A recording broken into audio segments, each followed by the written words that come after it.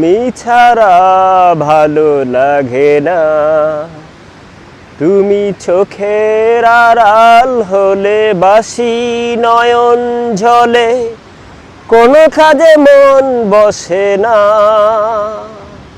মাগো তুমি ছাড়া ভালো লাগে না, তুমি চোখের আড়াল হলে বাসি নয়ন ঝলে, কোনো কাজে মন বসে না। মাগো তুমি ছাড়া ভালো লাগে না, তুমি হাসালেও হাসি কাঁদালেও কাঁদি, তুমি হাসালেও হাসি কাঁদালেও কাঁদি, কিছুতে যে মন ভরে না।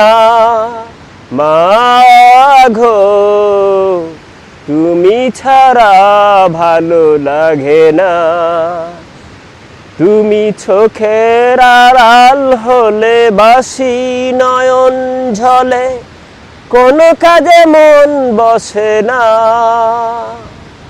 মাগো তুমি ছাড়া ভালো লাগে না। আসলে আমরা প্রবাসে থাকি, আমাদের সবসময় আমাদের সেই মাতৃভূমি এবং মা জননী চিরঋণী মায়ের কথা সবসময় আমাদের মনে পড়ে। সবসময় আমরা মন চায় যেন সেই মায়ের কোলে ফিরে যাই, মায়ের কাছে চলে যাই।